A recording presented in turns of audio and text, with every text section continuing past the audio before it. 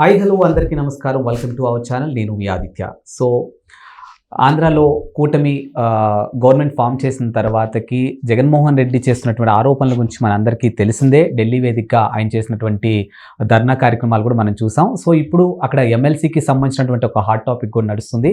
దాన్ని బేస్ చేసుకొని విశ్వసనీయత విలువలు అనే ఒక అంశం కూడా తెర మీదకి తీసుకురావడం జరిగింది. సో మరి నిజంగా ఈ విశ్వసనీయత విలువల గురించి మాట్లాడి ఆ ఎలక్షన్స్ గురించి మాట్లాడే అంత ఏంటి అనే అంశం గురించి తెలుసుకునే ప్రయత్నం చేద్దాం. సో ప్రస్తుతానికి మనతో పాటు స్టూడియోలో ఉన్నారు ప్రముఖ సీనియర్ జర్నలిస్టు సిఎస్ రావు గారు. సో వారిని అడిగి తెలుసుకుందాం. సార్ నమస్కారం. సార్ నమస్తే. సో కూటమి ఎంత బంపర్ మెజారిటీతో అక్కడ గవర్నమెంట్ ఫామ్ చేసిందో మనం చూసాము. సో దాని తర్వాత వైఎస్ఆర్సీపీ చేస్తున్నటువంటి కార్యక్రమాలు కానీ, అంటే మీన్స్ లైక్ ధర్నాలు కానీ, లేకపోతే చేస్తున్నటువంటి ఆరోపణలు కానీ కూడా మనం చూస్తూనే ఉన్నాం. సో ఇప్పుడు కొత్తగా విశాఖకు సంబంధించినటువంటి ఎమ్మెల్సీ విశ్వసనీయత విలువలు కూడినటువంటి ఎలక్షన్స్, ఇలాంటి ఒక టాపిక్ అయితే నడుస్తుంది. సో మరి దీని వెనకాల అసలు ఏంటి సార్? అసలు ఇప్పుడు చాలా మందికి ఆంధ్రప్రదేశ్ ప్రజలకి నవ్వు వచ్చేటువంటి అంశం, ఔరా అనిపించేటువంటి అంశం ఏంటంటే జగన్మోహన్ రెడ్డి విశ్వసనీయత విలువల గురించి మాట్లాడటం. అది ఎలా ఉందంటే సింహమో పులియో వచ్చి నేను నాన్ వెజ్ని మీరు నమ్మండి అని చెప్పి చెబితే ఎంత నిజమో, అలాగే గాడ్సే వచ్చేసి నేను అహింసావాదిని అని చెప్పి చెబితే ఎంత నిజమో, జగన్మోహన్ రెడ్డి విశ్వసనీయత విలువల గురించి మాట్లాడటం కూడా అంతే నిజం. ఎందుకనంటే జగన్మోహన్ రెడ్డి ఏం చెప్తున్నాడు, విశ్వసనీయత విలువలతో కూడినటువంటి రాజకీయం చేయాలనుకున్నాను, నేను అందుకే 2024లో ఓటమికి కూడా సిద్ధపడ్డాను, నేను అమలు చేయలేనటువంటి హామీలకి ఇవ్వడానికి సిద్ధంగా లేను, నేను కూడా ఇచ్చినట్టయితే నేను గెలిచిండేవాడిని చంద్రబాబు నాయుడు లాగా. సో కాబట్టి విశ్వసనీయత విలువలతో కొన్ని రాజకీయాలు చేయాలని చెప్పి ఉద్దేశంతో నేను హామీలు ఇవ్వలేదు, అందుకే ఓడిపోయాను, అయినా నేను బాధపడను అని చెప్తూ ఆయన విశ్వసనీయత విలువల్ని విశాఖకు సంబంధించినటువంటి లోకల్ బాడీ ఎమ్మెల్సీ ఎన్నికలకు ముడిపెట్టారు. ముడిపెట్టి ఆయన ఏం చెప్తున్నారంటే తానైతే అసలు పోటీ పెట్టను, నేను పోటీ పెట్టకుండానే వదిలేసి ఉండేవాడిని, విశ్వసనీయత విలువలతో కూడినటువంటి రాజకీయాలు చేసేవాడిని, కాబట్టి చంద్రబాబు నాయుడికి విశ్వసనీయత విలువలు లేవు కాబట్టి అభ్యర్థిని పెడుతున్నాడు తెలుగుదేశం పార్టీ నుంచి అని చెప్పి ఆయన ఒక లాజిక్ని తీశారు. ఏంటి ఆ లాజిక్ అంటే, ఇప్పుడు అక్కడ ఉంది సుమారుగా 384 మంది ఉన్నారు ఓటర్స్. ఇది జడ్పీటీసీలు ఎంపీటీసీలు వేరే కదా, లోకల్ బాడీ ఓటర్స్ అంటే వాళ్ళే. ఆ లోకల్ బాడీకి సంబంధించినటువంటి వాళ్ళు ఎవరున్నారు, వైఎస్ఆర్ కాంగ్రెస్ పార్టీ వాళ్ళు ఎక్కువ ఉన్నారు. ఇప్పుడు local body local body MLC ఎన్నికలు కాబట్టి అవి ఆ లోకల్ బాడీలో గతంలో జరిగినాయి, జగన్మోహన్ రెడ్డి అధికారంలో ఉన్నప్పుడు జరిగినటువంటి ఎన్నికలు అవి. ఆ ఎన్నికలు ఏ విధంగా జరిగినాయి అనేది మొత్తానికి తెలుసు, ఆంధ్రప్రదేశ్ ప్రజలకు తెలుసు, తెలుగు ప్రజలందరికీ తెలుసు ఎక్కడున్నా సరే. అసలు ప్రత్యర్థి పార్టీలని నామినేషన్ ఇవ్వడానికి కూడా రాకుండా వెంబడించి కొట్టి గందరగోళం చేశారు, అనేకమైన దాష్టికాలు చేశారు, కార్లు బాల్ కొట్టారు, తలలు బాల్ కొట్టారు, నామినేషన్లు చించేశారు, అనేక మనం చూసాం. అసలు ప్రత్యర్థి పార్టీలు రాకుండా అధికార అండదండలు తీసుకొని అధికారానికి సంబంధించి వాళ్ళ మొత్తం ఉపయోగించుకుని దుర్వినియోగం చేసే అధికారాన్ని గెలిచారు. గెలిచినటువంటి లోకల్ బాడీల్లో ఎవరుంటారు, వైఎస్ఆర్ కాంగ్రెస్ పార్టీలో ఉంటారు. అయితే ఇప్పుడు వైఎస్ఆర్ కాంగ్రెస్ పార్టీ వాళ్ళు మెజారిటీ ఉన్నారు కాబట్టి 384 సుమారు, వాళ్ళల్లో దాదాపు 230 మంది ఏమో వైఎస్ఆర్ కాంగ్రెస్ పార్టీ వాళ్ళు ఉన్నారు.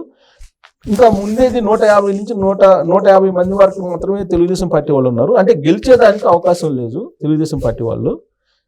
సో అవకాశం లేనప్పుడు క్యాండిడేట్ ఎట్ట పెడతారు. ఇప్పుడు కాంగ్రెస్ అక్కడేమో వైఎస్ఆర్ కాంగ్రెస్ పార్టీ వాళ్ళు కనబడుతున్నారు, జడ్పీటీసీలు ఎంపీటీసీలు లెక్క వేసుకుంటే కనుక తలలో ఎక్కువగా. సో గెలిచే అవకాశం లేనప్పుడు నువ్వు పోటీ ఎట్ట పెడతావు అంటే దాని అర్థం ఏంటి, ఏదో మ్యానిపులేట్ చేయడానికి ప్రయత్నం చేస్తున్నావు. ఆ మ్యానిపులేషన్ చేయటమే విశ్వసనీయత విలువలతో లేనటువంటి రాజకీయాలు చేయడానికి నిదర్శనము చంద్రబాబు నాయుడు చేయబోతున్నాడు అనేది ఆయన చెప్తూ, తనకు మాత్రం విశ్వసనీయత విలువలు ఉన్నాయని చెప్పి ఆయన చెప్పి మైండ్ గేమ్ ఆడేటువంటి ప్రయత్నానికి ఒక బీజం వేశాడు.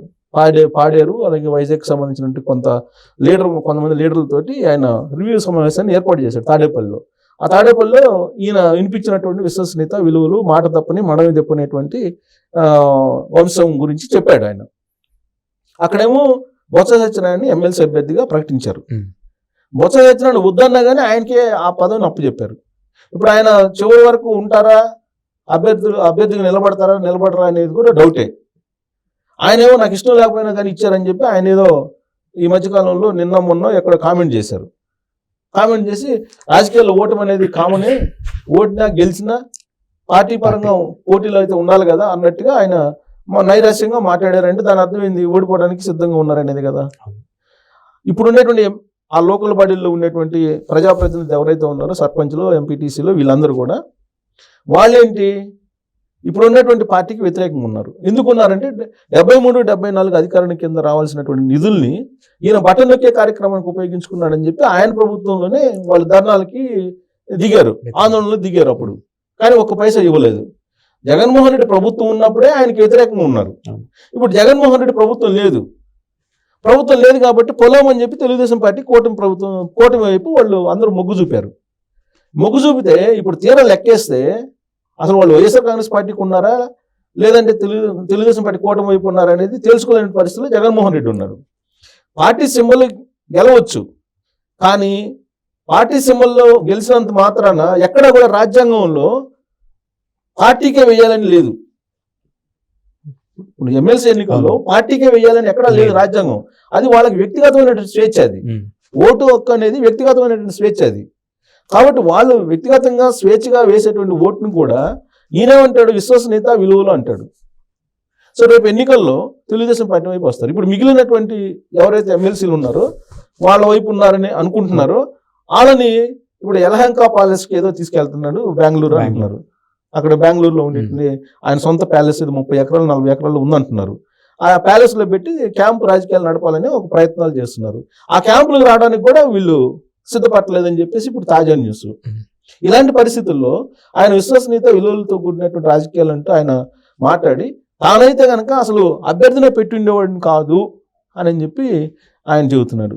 నిజంగా ఆయన కనుక విశ్వసనీయత విలువలతో కూడిన రాజకీయాలు కనుక చేయదలుచుకుంటే అసలు మొన్న అసెంబ్లీ ఎలక్షన్లో అసలు పోటీ చేయకూడదు. ఆయన ఎందుకు పోటీ చేయకూడదంటే 2019 ఎన్నికలప్పుడు ఏం చెప్పాడు, మద్యపాన నిషేధాన్ని చేసి మాత్రమే నేను ఓట్లు అడుగుతా మీ ముందుకు వచ్చి అని చెప్పి చెప్పాడా లేదా? అది అందరూ తెలుసు కదా చెప్పాడని. మరి మద్యపాన నిషేధం చేయకుండా ఓట్లు అడగడానికి ఎందుకు వెళ్ళాడు? ఈయనకి విశ్వసనీయత విలువలు ఉంటే అడగకూడదు కదా. ఆయన చెప్పినట్టు మాట తప్పినట్టే కదా. తర్వాత అంతకుముందు చంద్రబాబు నాయుడు 23 మంది ఎమ్మెల్యేలు తీసుకొని వాళ్ళకి మినిస్టర్లు ఇచ్చారు. సో రాజకీయాల్లో ఇంతకన్నా పతనావసరం లేదు అని చెప్పి చెప్పినటువంటి ఆయన 2019లో జగన్మోహన్ రెడ్డి అధికారంలోకి వచ్చింది. జగన్మోహన్ రెడ్డి ఏం చేశాడు, 4 ఎమ్మెల్యేలని తెలుగుదేశం పార్టీ వాళ్ళని ఎంట పెట్టుకున్నాడు. వాళ్ళలో ఎవరెవరు, కరణం బలరాం, మద్దాలగిరి, గణేష్, తర్వాత వల్లంనేని వంశీ. మరి దీన్ని ఏమంటారు? దీని విలువలతో కూడిన రాజకీయాలు అంటారా? ఇది కాదు. పోనీ ఈ పోయిన తర్వాత ఆయన భారతదేశంలో ఏ రాష్ట్రంలో లేని విధంగా పెట్రోల్ డీజిల్ రేట్లు ఉన్నాయి, ఇంతకన్నా దారుణం ఏమన్నా ఉందా అని చెప్పి చంద్రబాబు నాయుడు ప్రభుత్వాన్ని ఆ రోజున నిలదీశారు.